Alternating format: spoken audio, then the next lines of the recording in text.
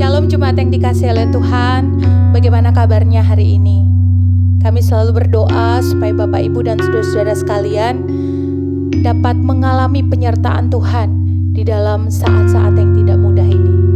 Mungkin saat ini saudara mengalami kegelisahan, tetapi satu ayat firman Tuhan mengingatkan, mengapa engkau tertekan hai jiwaku dan gelisah di dalam diriku? Berharaplah kepada Allah, sebab aku akan bersyukur lagi kepadanya, penolongku dan Allahku. Mari kita sama-sama akan naikkan pujian dan penyembahan kita bersama-sama.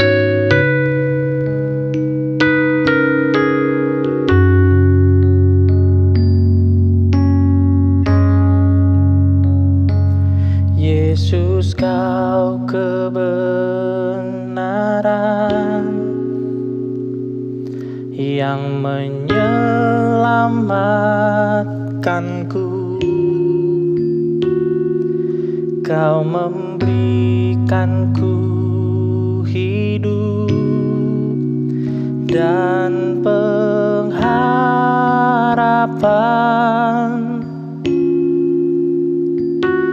Ku ikut kehendak-Mu, ku perlu anugerah-Mu, ku nyatakan kasih-Ku kepadamu.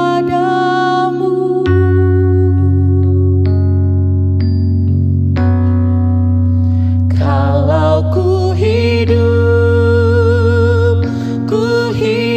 bagimu, hatiku tetap menyembahmu. Dunia tak bisa menjauhkanku dari kasih-Mu. Selama ku hidup bagimu, mataku tetap menyandang-Mu.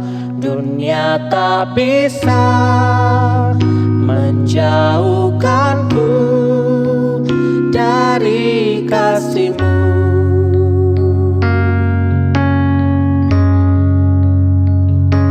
Yesus, kau kebenaran yang menyelamatkanku. Kau memberikanku hidup dan pengharapan.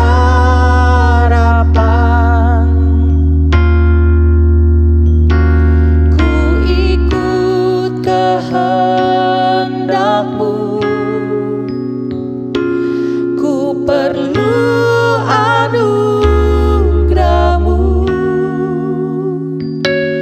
ku nyatakan kasih-Ku kepadamu.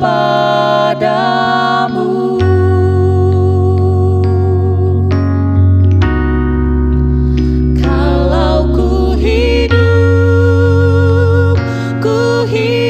bagimu, hatiku tetap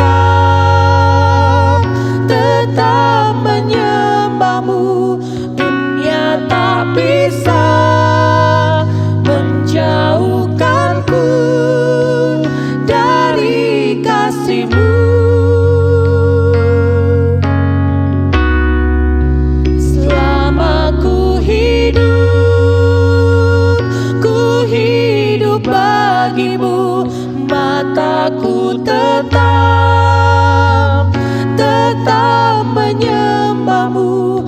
Dunia tak bisa menjauhkanku dari kasih-Mu.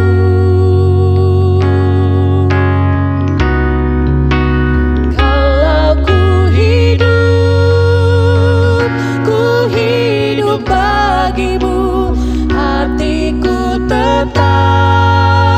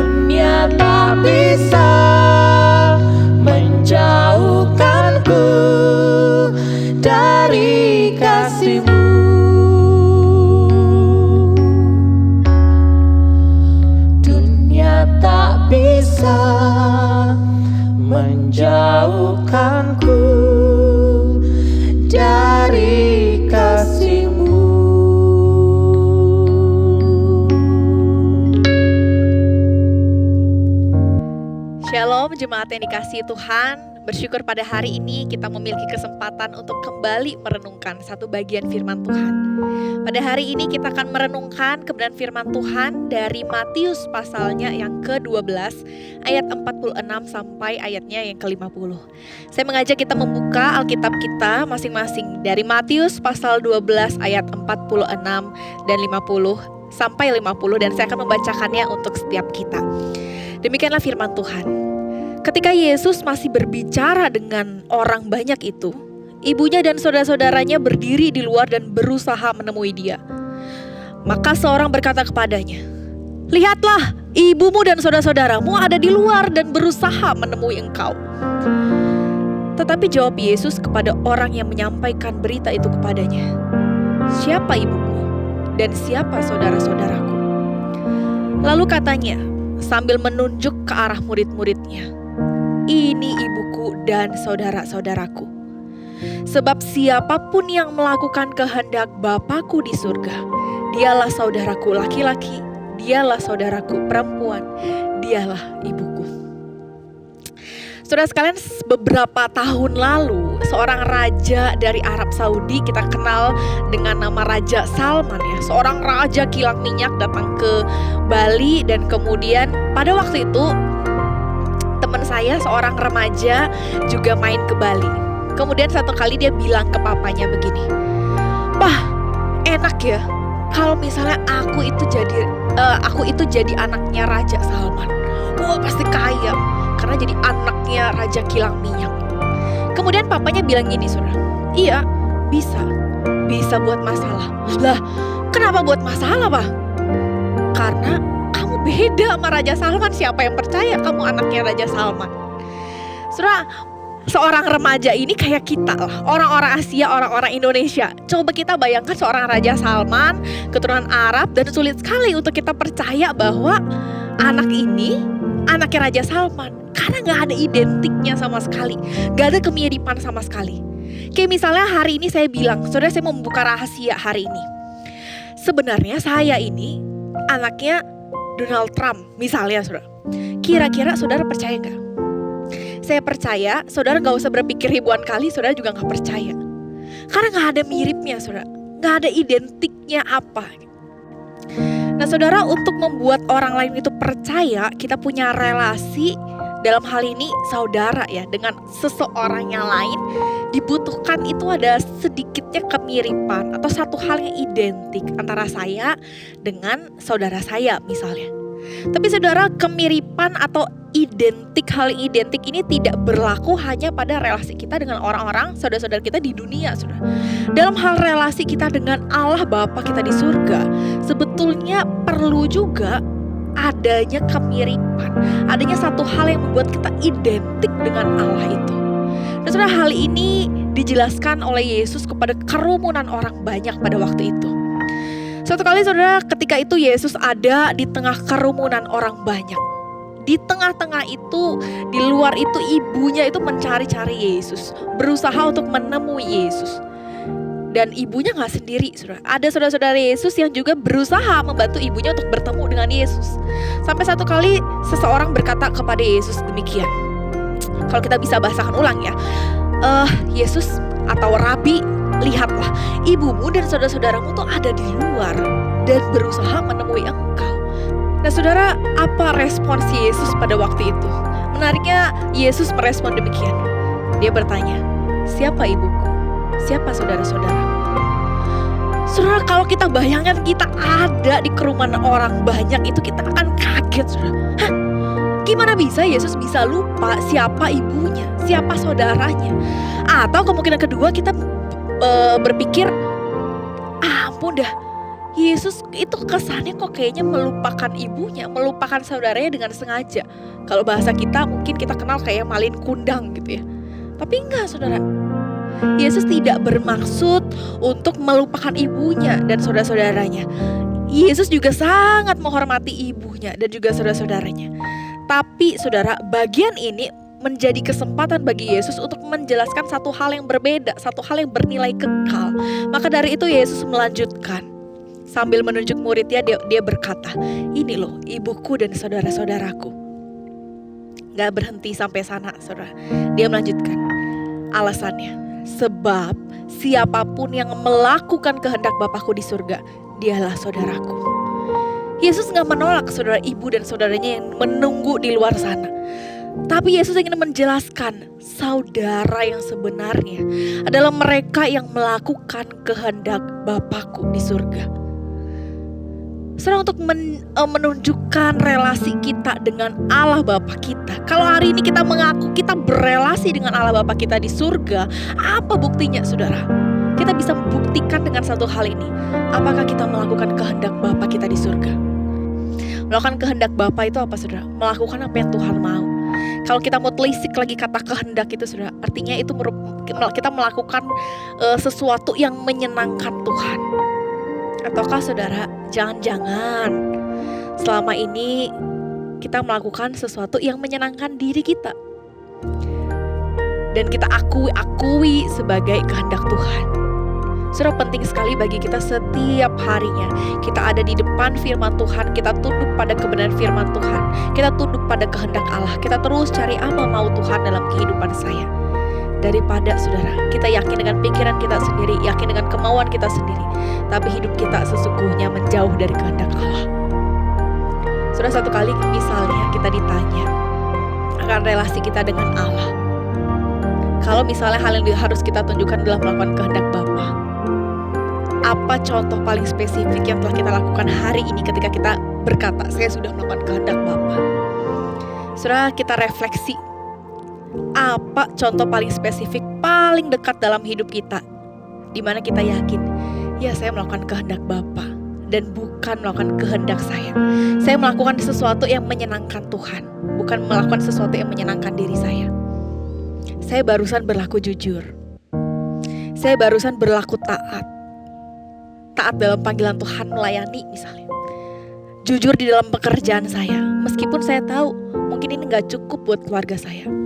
Meskipun ini gak cukup untuk bayar karyawan saya, tapi saya mau berlaku jujur karena Tuhan menghendaki itu.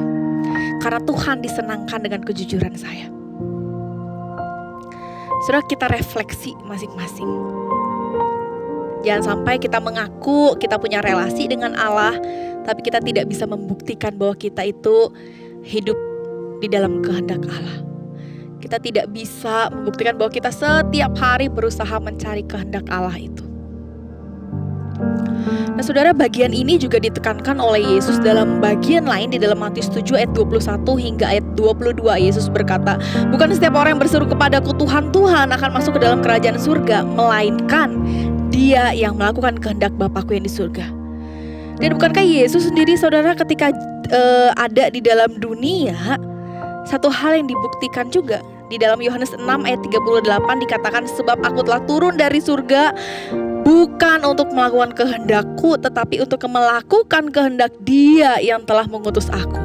Saudara, Yesus yang setinggi itu mau tunduk, mau taat terhadap kehendak Bapaknya demi kita semua, untuk menebus kita semua. Dan kita sekarang yang telah ditebus ini saudara, yang punya identitas itu sebenarnya, yang punya sebenarnya sudah pasti kita punya relasi dengan Allah sebagai orang percaya, sebagai orang yang ditebus.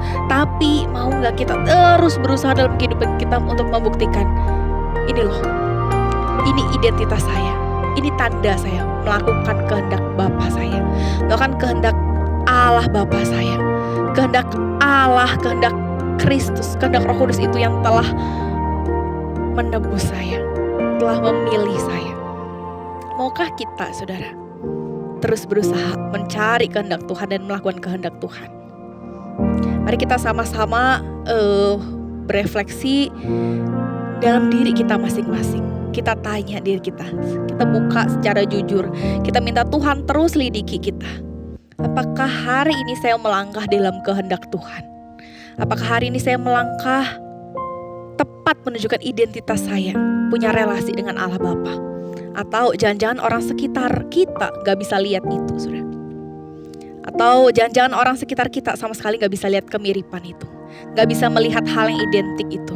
Karena apa? Karena kita gak melakukan kehendak Allah.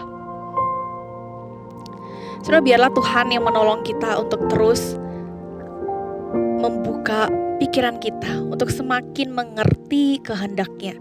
Bahkan gak cuma mengerti, saudara, untuk menolong kita, memampukan kita untuk melakukan kehendak-Nya. Supaya betul orang sekitar kita yang dimana kita dipercayakan untuk ada juga melihat, mengenal siapa kita. Kita yang berelasi dengan Allah itu. Dengan apa? Satu hal yang identik, melakukan kehendak-Nya. Amin. Mari kita berdoa. Bapa dalam surga, kami bersyukur kami adalah anak-anak-Mu yang ditebus, dan kami bersyukur kami punya relasi dengan Allah Bapa kami di surga. Tapi Tuhan, seringkali kami jatuh, kami gagal untuk membuktikan itu. Karena seringkali kami masih melakukan kehendak-kehendak kami sendiri. Kami yang ditebus, kami yang sebetulnya anak-anak Tuhan, tapi kami masih mau mencari kesenangan kami sendiri, kenyamanan diri kami sendiri. Maka dari itu Tuhan, kiranya Tuhan yang terus mengingatkan kami, Roh Kudus-Mu yang terus memampukan kami, menolong kami untuk semakin hari semakin hidup melakukan kehendak Tuhan, semakin hidup melakukan apa yang Tuhan mau. Tolong kami yang lemah ini Tuhan, kepadamu kami berdoa. Amin.